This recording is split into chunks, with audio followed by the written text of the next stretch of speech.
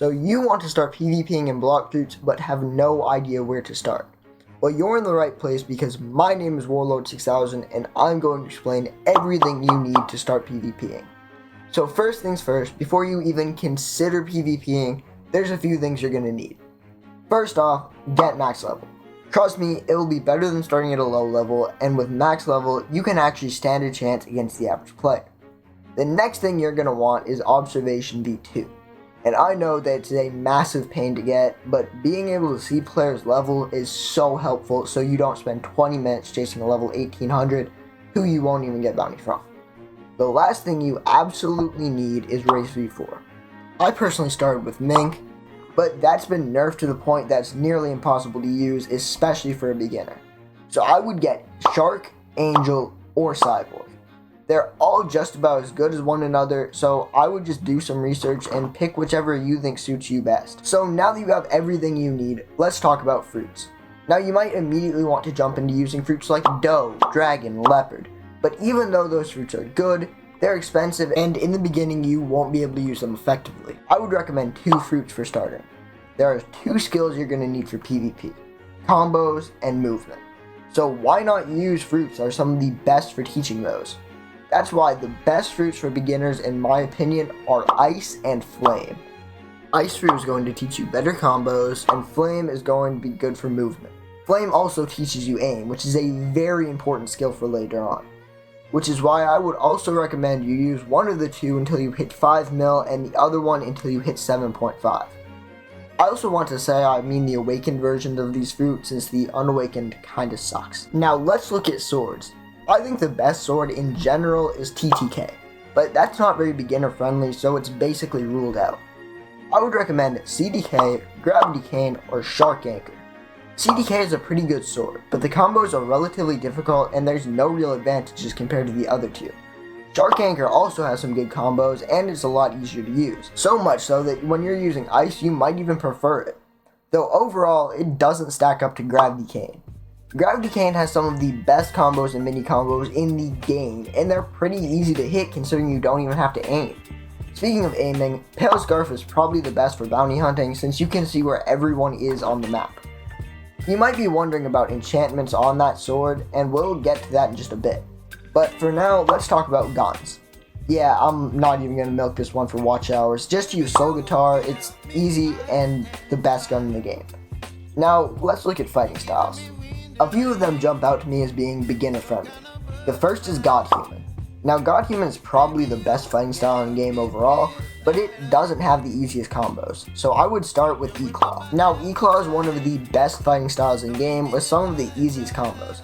However, it does take some practice to excel with, so keep that in mind.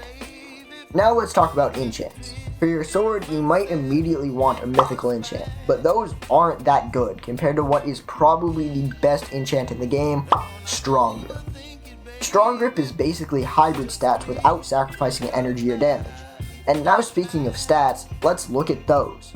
So there are 4 main stat loadouts: Fruit Main, Sword Main, Gun Main, and Hybrid. Now I'm going to share all of the pros and cons of each and recommend which one I would choose for a beginner. Now I'll start with what is normally considered to be the weakest stat, Gun Main. You might have seen a YouTuber or a 30mil use Gun Main before and want to try it. And while I encourage you to do what you want and experiment, just know that this is probably the hardest stat combination to use. It's probably the worst for a beginner, so let's instead look at hybrid stats. Basically, hybrid stats are any stat combination that doesn't have health, energy, and one other stat maxed out, instead having points scattered everywhere.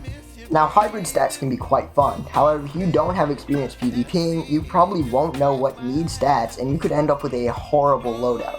So instead of doing hybrid stats, let's look at Sword Main. I recommend you use Sword Main with Ice Fruit. Ice has amazing stuns but horrible damage, so usually people use Sword Main to actually do damage with combos. That being said, Fruit Main Flame Fruit is overpowered once you practice with it, since Flame is one of the highest damaging fruits in game. So definitely use Sword Main with Ice and Fruit Main with Flame. Now that we have our build, our stats, and our enchant, there's one more thing I'm going to teach you: the basics of PvP. Now I'm a firm believer that the best way to learn PvP in general is to actually PvP, but there is a few things I will talk about. Firstly, let's talk about timing, specifically V3s, cantrics, and flash steps. So with Strike V3, you're going to want to use it at a time when the most damage will be reduced, so close to the middle of the combo as possible. One good time to use it is when they're in the middle of using God Human C, but you're going to have to gauge when the middle of the combo is. Now with Angel and Cyborg, I'll be honest, I don't have much experience, so I asked my friend Christmas Dog, who has a lot more practice with those two than I do. I can still beat him in a PvP though. Christmas said that you should never use Angel V3 mid-combo. Instead, break away and use it to heal. With Cyborg, try and use it at the beginning of your combo to stun and make sure that your opponent back up. Side note, I've also seen it used to break your opponent's combo, but I don't know how much skill that takes. And for you guys, Christmas's channel will be linked in the title, so make sure to sub to him. And speaking of subscribing, I'm trying to reach 500 subscribers before my friend Scripty, and he has a massive lead right now. So if this has been helpful, make sure to subscribe to me as well.